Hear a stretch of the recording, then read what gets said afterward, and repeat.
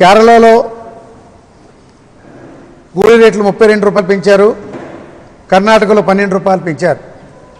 ఈ రెండు రాష్ట్రాల్లో కూడా గతంలో మన ఆంధ్రప్రదేశ్లో ఉన్నటువంటి ఈ కూలీ రేట్ల కన్నా అధికంగా ఉన్నటువంటి రాష్ట్రాలు ఇవన్నీ కూడా. ఈరోజు వైసీపీ ప్రభుత్వం ఈ రాష్ట్రంలో ఉండేటప్పుడు జగన్మోహన్ రెడ్డి గారు ముఖ్యమంత్రిగా రాష్ట్రాన్ని పాలన చేసేటప్పుడు 211 రూపాయలు మాత్రమే ఉండేది. వైసీపీ ప్రభుత్వం రాష్ట్రంలో అధికారం చేపట్టిన నాటికి 5 ఏళ్లలో 211 రూపాయలు ఉన్నటువంటి కూలీ రేట్ని 89 రూపాయలు పెంచి 5 ఏళ్లలో 300 రూపాయలు ఇచ్చే కార్యక్రమాన్ని ఆ రోజు వైసీపీ ప్రభుత్వం చేయడం జరిగింది. మరి ఈరోజు 2024 ఎన్నికల అయినప్పటికీ 300 రూపాయలు ఉన్నటువంటి ఈ కూలీ రేట్ని ఇప్పటికీ 12 రూపాయలు మాత్రమే పెరిగింది. మిగతా రాష్ట్రాల్లో పెంచినటువంటి కూలీ రేట్ల కన్నా మన రాష్ట్రానికి కేవలం చాలా తక్కువగా, అత్యంత దయనీయంగా 5 రూపాయలు మాత్రమే పెంచే కార్యక్రమాన్ని కేంద్ర ప్రభుత్వం చేసిందనేటువంటి విషయాన్ని తెలియజేస్తూ ఉన్నాం. మరి కేంద్రంలో ఎన్డీఏ ప్రభుత్వం ఉంది. ఎన్డీఏ ప్రభుత్వంలో ప్రస్తుతం కీలకంగా ఉన్నటువంటి మన ఆంధ్రప్రదేశ్ ప్రభుత్వం చంద్రబాబు నాయుడు ఉదయం లేచిన దగ్గర నుంచి కూడా మోడీ గారితో కీర్తించే పనిలో ఉంటారు తప్ప, ఇటువంటి పరిస్థితుల్లో ఈరోజు చంద్రబాబు నాయుడు గారు ఏం చేయాలి? మోడీ గారి దగ్గర ఈరోజు కేంద్ర ప్రభుత్వంలో కూడా కీలకంగా ఉన్నటువంటి మన ప్రభుత్వం అంటే మన ఆంధ్రప్రదేశ్ ప్రభుత్వం చంద్రబాబు నాయుడు గారు ప్రధానమంత్రి గారితో మాట్లాడి మిగతా రాష్ట్రాలకి ఏ విధంగా అయితే ఈ కూలీ రేట్లు పెంచిస్తున్నారో మన రాష్ట్రంలో కూడా అదేవిధంగా ఇచ్చే కార్యక్రమాన్ని అమలు చేయమని చెప్పి మరి కేంద్ర ప్రభుత్వం మీద ఒత్తిడి తీసుకురావాల్సినటువంటి బాధ్యత కలిగినటువంటి ముఖ్యమంత్రిగా బాధ్యతలు తీసుకోవాల్సినటువంటి ఆవశ్యకత ఉన్నప్పటికీ కూడా చంద్రబాబు నాయుడు గారు ఎక్కడ కూడా దీని విషయంలో పట్టించుకున్నటువంటి మరి పాపన పోలేదనేటువంటి విషయం స్పష్టంగానే అర్థమవుతుంది. మరి ఒక్కొక్క రాష్ట్రంలోనైతే 44 రూపాయలు, కొన్ని రాష్ట్రంలో అయితే 66 రూపాయలు. ఈరోజు అత్యధికంగా ఉన్నటువంటి రాష్ట్రం మన దగ్గర 312 రూపాయలు రోజువారీ కూలీ ఇస్తే మరి వేరే రాష్ట్రంలో అత్యధికంగా 401 రూపాయలు ఇస్తున్నారు. మరి మన రాష్ట్రంలో ఉన్నటువంటి 47 లక్షల కుటుంబాలు ఏం పాపం చేసుకున్నాయనేటువంటి విషయాన్ని మరి ఈరోజు చంద్రబాబు నాయుడు గుర్తించాలని చెప్పి, ఎందుకంటే 47 లక్షల కుటుంబాలు అంటే తక్కువేమీ కాదు. రాష్ట్రంలో రికార్డు దగ్గర లేనటువంటి కుటుంబాలు ఇవన్నీ కూడా.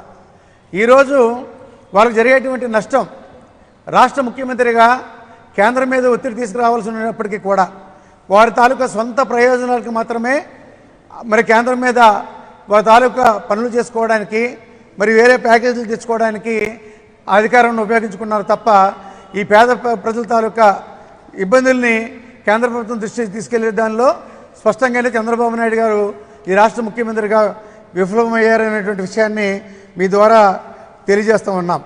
మరి అంతేకాకుండా ఏదో సాధించాము కేంద్ర ప్రభుత్వం నుంచి అని చెప్పేసి మాట్లాడుతున్నారు. ఏదైనా కొత్త ప్రాజెక్టులు ఏమైనా తీసుకురావడం జరిగిందా?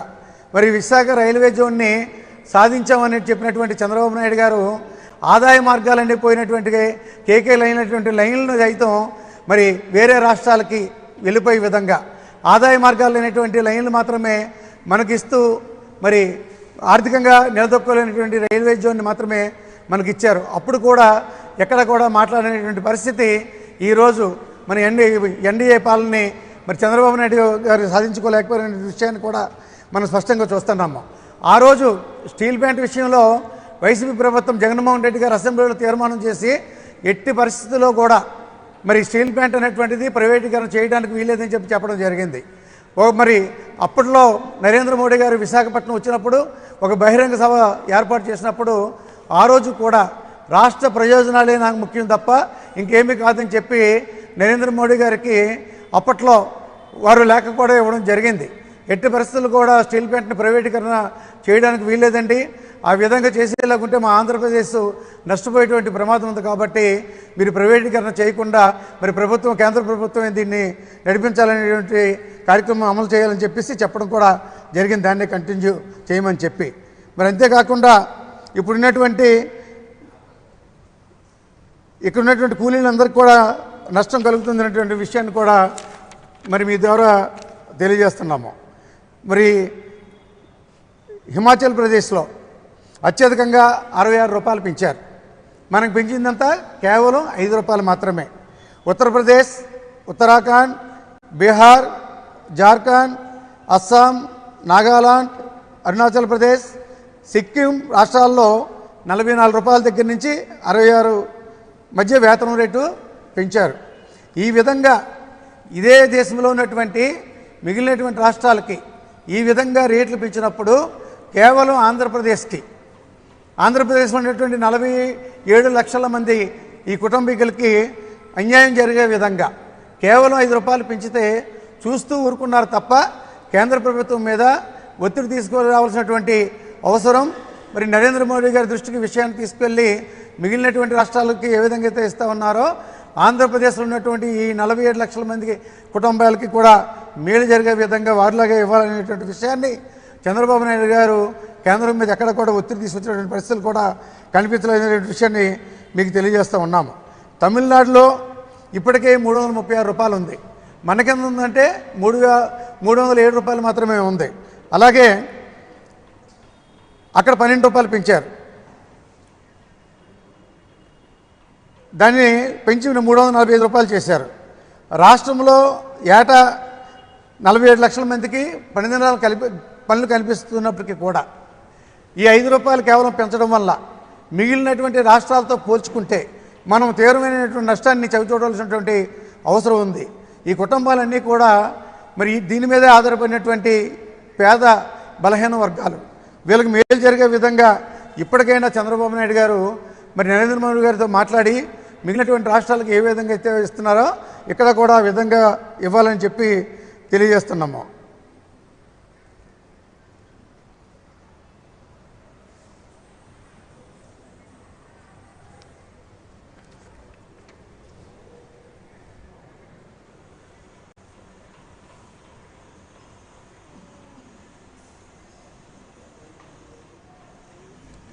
ఇప్పటి వరకు ఈ కూటమి పాలన వచ్చిన తర్వాత ఎంత పెరిగిందనంటే 2024 ఎన్నికల నాటికి 300 రూపాయలు ఆ రోజు వైసీపీ ప్రభుత్వం ఉండేటప్పుడు ఇచ్చేది.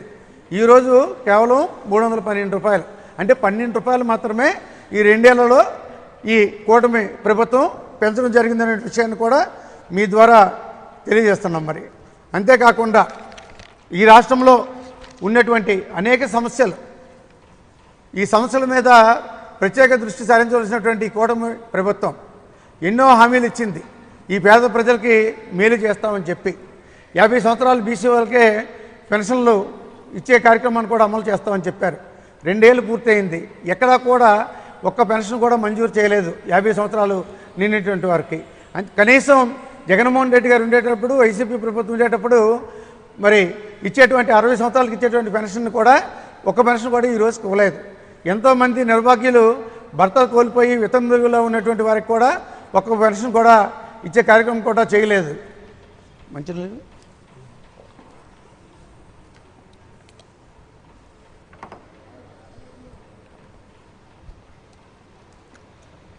మరి ఈరోజు అమరావతిలో నిర్మాణాలు చేస్తున్నటువంటి ఆ నిర్మాణాల్లో చాలా వరకు దోపిడీ జరుగుతుందనేటువంటి విషయాన్ని మీ ద్వారా తెలియజేస్తూ ఉన్నాం. ఎందుకంటే ఒక్కొక్క ఎస్ఎఫ్టీకి 5-6 వేల రూపాయలతో మిగిలినటువంటి రాష్ట్రాల్లో సచివాలయాల నిర్మాణం జరిగితే మన సచివాలయాల నిర్మాణానికి సుమారుగా 20,000 రూపాయలు ఒక్కొక్క ఎస్ఎఫ్టీకి పైచీలకు ఖర్చు పెట్టేటువంటి పరిస్థితి కూడా ఈరోజు జరుగుతూ ఉంది. వీటన్నిటినీ చూసేలాగుంటే ప్రత్యేకంగా మరి ఉన్నటువంటి బిల్డింగ్ నిర్మాణాలు కాకుండా అత్యధికంగా నిర్మాణాలు చేపట్టేటువంటి ప్రక్రియ జరుగుతుంది అని అంటే దానికి ఇంత డబ్బు ఇస్తూ ఉన్నారంటే దీనిలో చాలా వరకు దోపిడీ జరుగుతున్నటువంటి విషయాన్ని కూడా గమనించవలసినటువంటి అవసరం ఉంది. మరి ఈరోజు సూపర్ 6 అమలు చేస్తామని చెప్తా ఉన్నారు చంద్రబాబు నాయుడు గారు. మరి మొన్నే జరిగింది వాళ్ళ తాలూకా కార్యక్రమం, పెద్ద మహా బహిరంగ సభ పెట్టి ఈ రాష్ట్రంలో ఉన్నటువంటి పేద ప్రజలకి మేము ఎన్నికల మేనిఫెస్టోని అమలు చేశాము, సూపర్ 6 అమలు చేశాము, ఈ రాష్ట్రంలో అందరికీ కూడా మేలు జరిగిందనేటువంటి చెప్పినటువంటి ఈ కూటమి పాలకులు వారి తాలూకా ప్రాబల్యాన్ని కాపాడుకోవడానికి మోసపూరితమైనటువంటి ఇచ్చినటువంటి హామీల్ని అమలు చేయకుండా అమలు చేయకుండా కూడా అమలు చేస్తామనేటువంటి ఒక తప్పుడు ప్రకటనలతో మాత్రమే సరిపెట్టుకుంటున్నారు. ఆ రోజు చూసాము, మరి పవన్ కళ్యాణ్ గారు, చంద్రబాబు నాయుడు గారు కూడా మరి బ్రోచర్స్ని రిలీజ్ చేశారు. ప్రతి ఇంటికి కూడా 2 సంతకాలు పెట్టించారు. 18 సంవత్సరాలు నిండితే చాలు ప్రతి ఇంట్లో ఉన్నటువంటి అక్క చెల్లెమ్మలందరికీ కూడా నీకు 15,000, నీకు 15,000, నీకు 1,500, నీకు 1,500, నీకు 1,500 అని చెప్పి ఒక్కొక్క మహిళకి 18,000 రూపాయలు చొప్పున ఇస్తామని చెప్పి ప్రకటించడం. ఇప్పటికి 2 సంవత్సరాలు పూర్తయినప్పటికి కూడా ఆ పథకాన్ని కూడా అమలు చేసినటువంటి పరిస్థితి లేదు. మరి పెన్షన్లు ఇచ్చే ప్రక్రియ లేదు. ఇటువంటి మరి అక్క చెల్లెమ్మలకి ఇచ్చేటువంటి ప్రక్రియ చేయలేదు. నిరుద్యోగ వృత్తి 3,000 రూపాయలు ఇస్తామని చెప్పారు. 20 లక్షల రూపాయలు అందరికీ కూడా ఉద్యోగ అవకాశాలు కల్పిస్తామని చెప్పారు. ఈ రోజు కూడా ఉద్యోగ అవకాశాలు కల్పన చేయలేదు. ఉద్యోగాల అవకాశాలు కల్పించకపోతే ఈ రాష్ట్రంలో డిగ్రీ పూర్తి చేసుకున్నటువంటి వారందరికీ కూడా ప్రతి నెల కూడా 3,000 రూపాయలని నిరుద్యోగ వృత్తి ఇస్తామని చెప్పారు.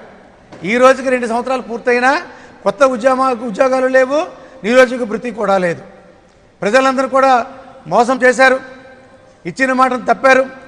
ఇప్పటికైనా చంద్రబాబు నాయుడు గారు కానీ, పవన్ కళ్యాణ్ గారు కానీ ఇచ్చినటువంటి మాటను నిలబెట్టుకునే విధంగా ఏదైతే ఈ రాష్ట్ర ప్రజలకి మీరు మాట ఇచ్చి అధికారంలోకి వచ్చారో, మిమ్మల్ని నమ్మి ఈ రాష్ట్ర ప్రజలు మీకు అధికారాన్ని కట్టబెట్టారు. తీరా మరి ఆ కుర్చీలో కూర్చున్నారు. ఈరోజు ముఖ్యంగా రైతుల తాలూకు సమస్యలు, గ్రామీణ ప్రాంతాల్లో ఉన్నటువంటి రైతాంగం వ్యవసాయం మీద ఆధారపడేటువంటి రైతాంగం ఉంది. ఈరోజు విత్తనాలు, ఆ రోజు రైతు భరోసా కేంద్రాలని వైసీపీ ప్రభుత్వంలో ఏర్పాటు చేశాం.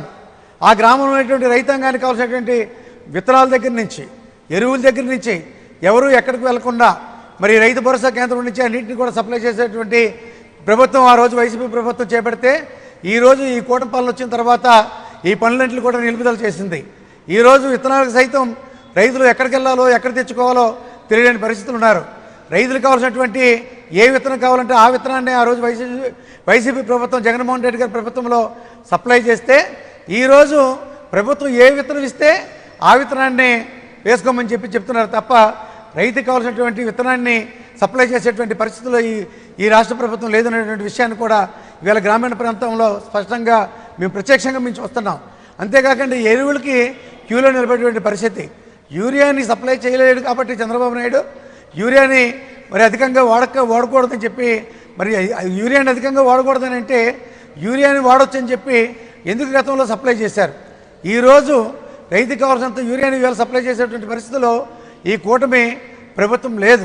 ఎందుకంటే ఏ వ్యవసాయానికి ఎంత మేరకు ఎంత మోతాదులో ఎరువులు వాడాలని చెప్పి రాష్ట్ర ప్రభుత్వం నిర్ణయిస్తుంది. కాబట్టి దాని తగ్గట్టుగానే వ్యవసాయ శాఖ దగ్గర నుంచి కావాల్సినటువంటి ఎరువుల్ని మరి పూర్తిగా పంపిణీ చేసేటువంటి ఆలోచన కూడా చేయాలి.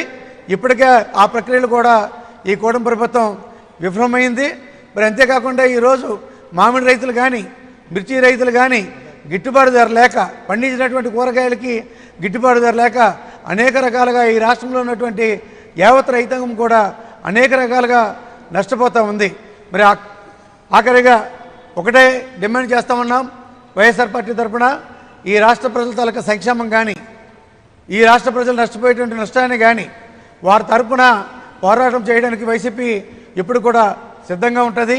మరి ఇప్పటికైనా చంద్రబాబు నాయుడు గారు, మీరు ఏదైతే కేంద్ర ప్రభుత్వంలో మేమే కీలకంగా ఉన్నాం, మా వల్లే ఈరోజు కేంద్ర ప్రభుత్వం నడుస్తుందనేటువంటి విషయాన్ని మీరు ఎక్కడైతే మాట్లాడుతూ ఉన్నారో, అదేవిధంగా ఈరోజు నరేంద్ర మోడీ గారిని ఒప్పించి మిగతా రాష్ట్రాలకి 44 రూపాయల దగ్గర నుంచి 66 రూపాయల వరకు పెంచే కార్యక్రమాన్ని మిగతా రాష్ట్రాలకు ఏ విధంగా అయితే ఈ నరేగా మరి ఏదైతే యూబీజీ రామ్జీ పథకంలో పనికి రూపకల్పన చేశారో ఆ రాష్ట్రాలకు ఇచ్చే విధంగానే మన ఆంధ్రప్రదేశ్లో పనిచేస్తున్నటువంటి ఈ 47 లక్షల మంది కుటుంబాలకి కూడా మరి మిగతా రాష్ట్రాలకే ఈ కూలీ రేట్లు పెంచే కార్యక్రమాన్ని మరి నరేంద్ర మోడీ గారితో మాట్లాడి ఇప్పించే కార్యక్రమాన్ని చేయాలని చెప్పి ఈ 47 లక్షల మంది కుటుంబీకుల తరఫున, వైఎస్ఆర్ పార్టీ తరఫున ఈ రోజు మీ మీద డిమాండ్ చేస్తూ ఉన్నాం. థ్యాంక్ యూ అన్న.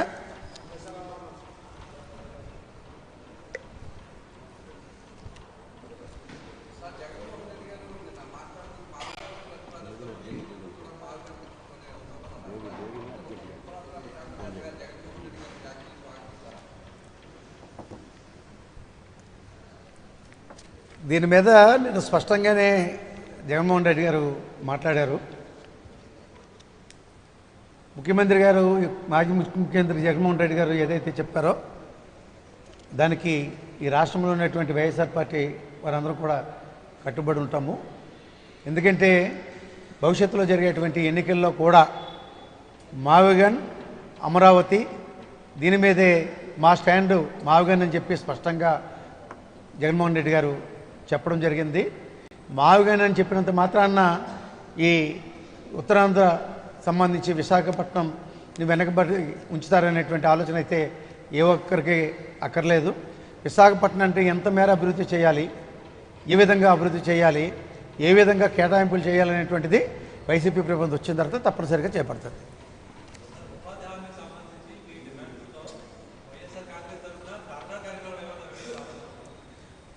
తదుపరి కార్యాచరణ అనేటువంటిది మా పార్టీ అధ్యక్షులు జగన్మోహన్ రెడ్డి గారు నిర్ణయిస్తారు. ఎందుకంటే ఇది ఒక్క విశాఖపట్నం, ఉమ్మడి విశాఖపట్నం జిల్లాకు సంబంధించినటువంటి సమస్య ఒకటే కాదు, ఇది రాష్ట్ర సమస్య.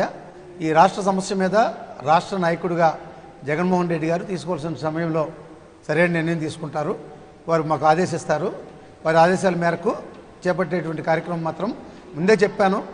వైఎస్ఆర్ పార్టీ ఈ 47 లక్షల మంది ఎవరైతే ఉన్నారో గ్రామీణ ప్రాంతాల్లో ఉన్నటువంటి ఈ 47 లక్షల మంది ఈ ఉపాధి కూలీలు ఎవరైతే ఉన్నారో వారికి మిగతా రాష్ట్రాలకి ఏ విధంగా తెస్తున్నారో ఆ విధంగా ఇచ్చే విధంగా మా డిమాండ్ అనేటువంటిది ఇప్పుడు కూడా ఉంటుంది.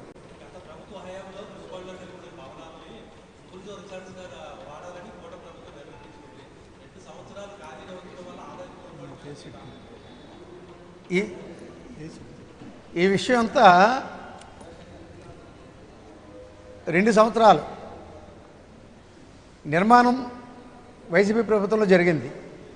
ఈ ప్రభుత్వం వచ్చిన తర్వాత ఆ ఉన్నటువంటి భవనాల్ని దేనికి వాడాలి, దేనికి అప్పగించాలనేటువంటి విషయం మీద 2 సంవత్సరాలు తాత్సారం చేశారు. కమిటీ అని పెట్టారు. కమిటీ నిర్ణయం తీసుకోవాలనుకుంటే 2 సంవత్సరాలు అవసరం లేదు. ఈ విధంగా కూడా రాష్ట్రాన్ని ఆర్థికంగా దెబ్బతీసే కార్యక్రమం కూడా ఈరోజు కూటమి పాలన చేస్తుంది.